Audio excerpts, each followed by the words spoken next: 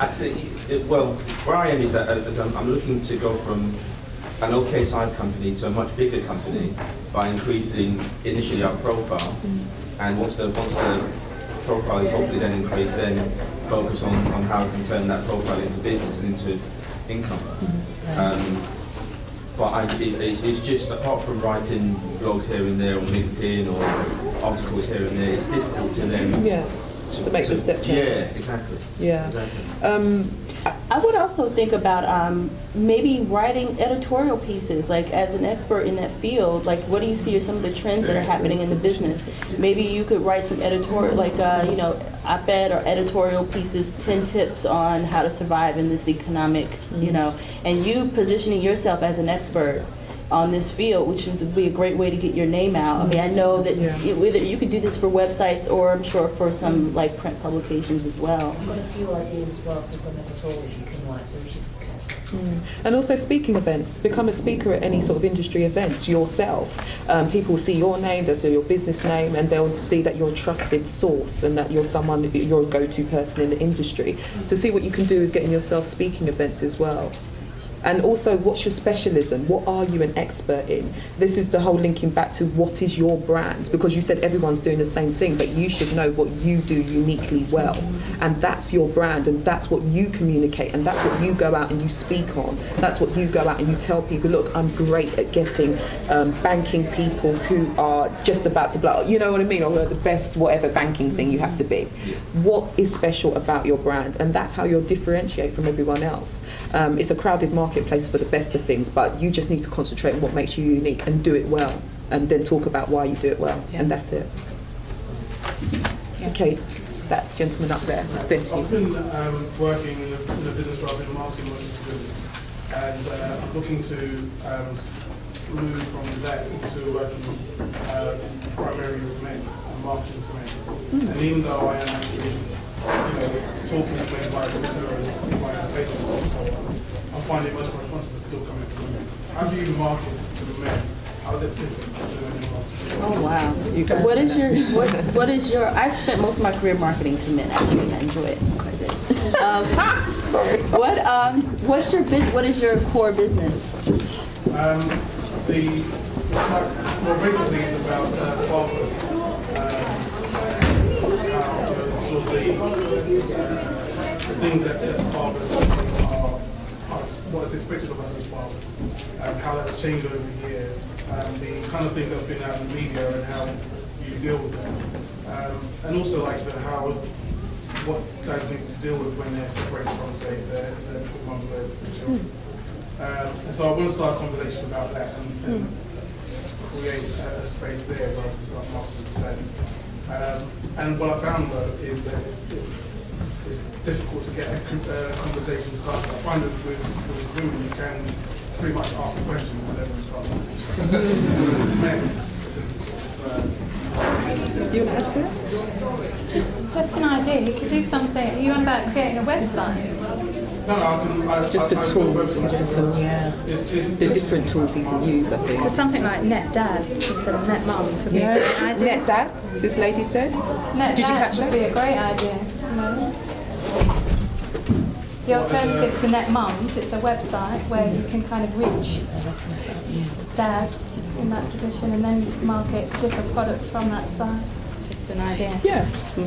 I think that's the thing, to check out who's already in that space and what they're doing, what's the tools that they're using to communicate, and maybe instead of recreating the wheel, maybe you want to add to the wheel that's already there, and you can either create your own, but if there's already networks that's going through, how can you maybe use those networks effectively for your end goals?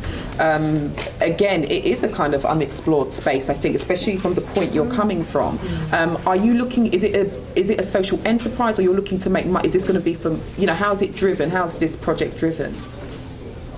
It's to make money in the guise of a social enterprise. Okay, in a guy, okay. So it's primarily an online conversation.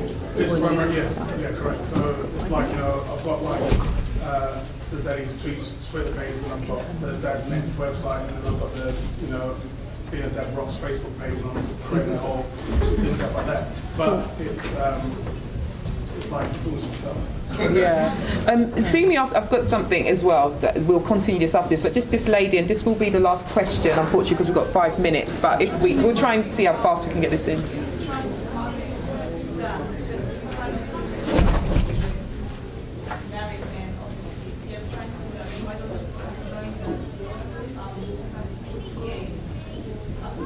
Good idea.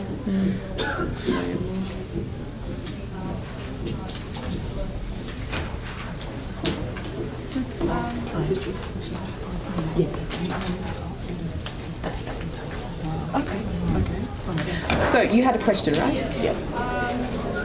I speak like 6 languages, and I've been doing a lot of translation and presentation work, Yeah.